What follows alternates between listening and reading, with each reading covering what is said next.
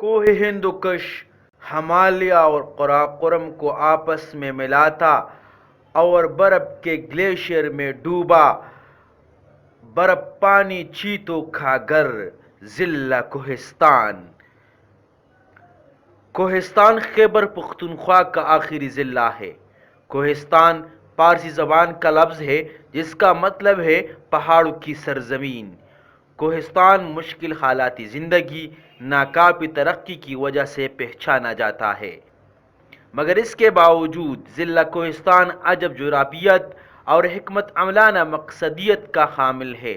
کوہستان میں داخل ہونے کا واحد راستہ شاہراہ قراقرم ہے۔ اسلام آباد سے کوہستان کا فاصلہ 430 کلومیٹر جبکہ پشاور سے 438 کلومیٹر دور واقع ہے۔ 2017 مردم شماری کے مطابق اس ضلع کی کل آبادی تقریباً 7,85,000 نفوس اور کل رقبہ 9,492 مربع کلومیٹر ہے۔ دریائے سندھ کے دونوں اطراف آباد کوہستان کی سرحد کشمیر، گلگت بلتستان، سوات، شانگلہ، شمالی علاقہ جات، ملاکنڈ ڈویژن اور ہزارہ ڈویژن سے ملتی ہے۔ قراقرم کے سنگم پر آباد اور صدیوں سے پاکستان کو بھارت، چین اور افغانستان سے ملاتا یہ علاقہ انتہائی قدیم تاریخ کا حامل ہے۔ کوہستان کی آبائیوں کا تعلق عرب سے تھا جو اس وقت اسلام کی تبلیغ کے لیے پوری دنیا میں پھیلے تھے۔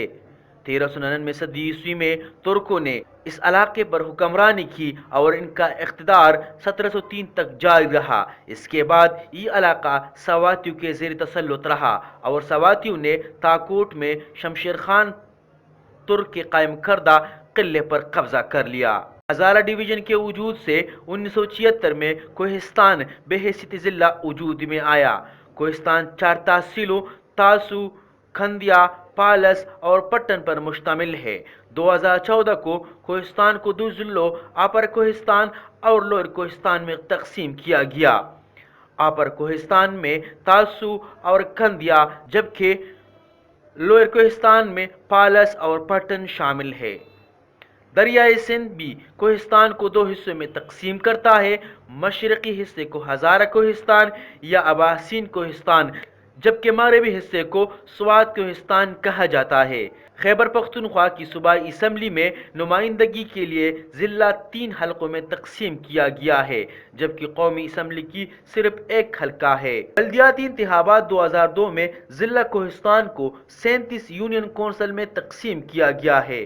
کوہ ہندوکش ہمالیہ اور قراقرم کو آپس میں ملاتا اور برف کے گلیشیئر میں ڈوبا یہ ضلع برف پانی چیتوں کا گھر بھی کہلاتا ہے۔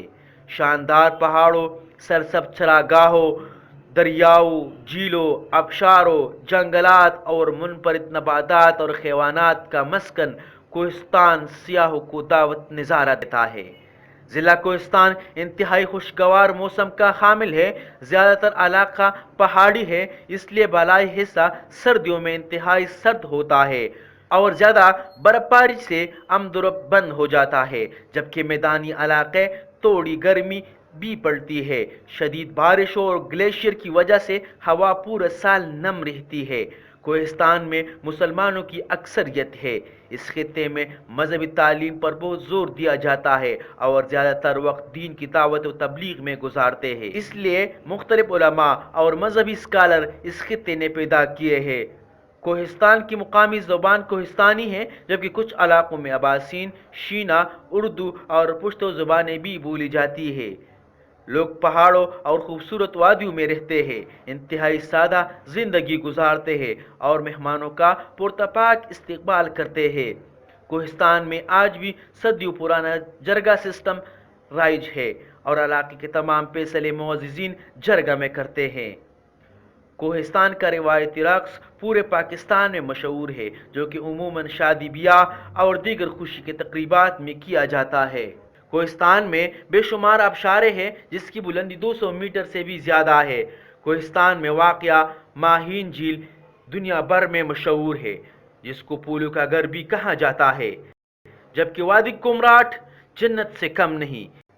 اس کے علاوہ دریائے پنچکوڑا، تل میں بنی لکڑی کی نہر، وڈا بوئی پاس، کٹورا جھیل، کل کوٹ اپنی مثال آپ ہے جبکہ اس جنت نظیر وادیہ تاسو، کندیا، پٹن، پالس، جلکوٹ، سازن، بھاشا اور کنگن قدرت کے حسین نظارے سمیٹے ہوئے ہیں، جہاں ہر سال پاکستان بھر سے سیاح آتے ہیں۔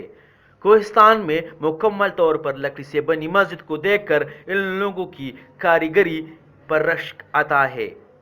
سر پر چترالی ٹوپی اور اون کی بنی وائس کوٹ پہنے کوہستان کے لوگوں کا ذریعہ معاش کاشتکاری اور غلبانی ہے۔